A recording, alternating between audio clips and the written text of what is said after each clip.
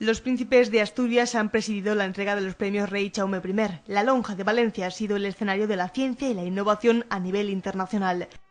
Promover el desarrollo tecnológico y la innovación es, como tantas veces decimos, una premisa básica para avanzar hacia una sociedad cada vez más fundamentada en el conocimiento, con el que será más capaz de mejorar en todos los sentidos, de alcanzar mayor bienestar, crecimiento y empleo, singularmente en tiempos de grave crisis económica.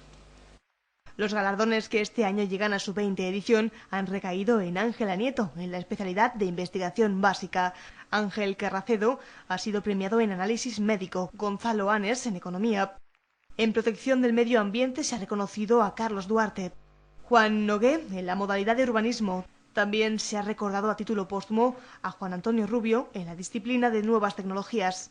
Presidís hoy un acto cultural de la mayor dimensión y vuestra presencia, que refrenda vuestro apoyo permanente a los grandes retos que en el campo de la investigación y de la ciencia se promueven desde Valencia, nos da la seguridad y confianza de que la Casa Real alienta e impulsa nuestro camino de progreso. Muchos han sido nuestros esfuerzos para llegar a ser referente de prosperidad y de amor por la cultura y la ciencia. Estamos convencidos que invertir en investigación, desarrollo e innovación es invertir en competitividad y en calidad de vida. Es optimizar nuestro tejido productivo y la salud de los ciudadanos. Estamos convencidos que invertir en investigación es sinónimo de empleo, de prosperidad y de bienestar. De ahí nuestra apuesta por dotar a la Comunidad Valenciana de universidades, institutos y centros de excelencia de altísimo nivel tecnológico.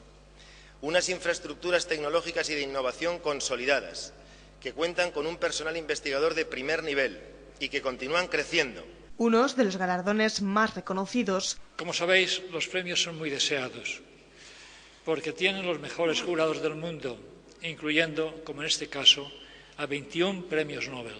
Es una labor de equipo y queremos hacer extensivos estos premios a todos los que trabajan y han trabajado a nuestro lado. Pero sobre todo la investigación es esfuerzo y dedicación, que siempre repercute en tiempo y sacrificio para los más queridos. Desde que en 1989 se creasen estos premios, han sido galardonados por su trabajo y tesón 96 científicos.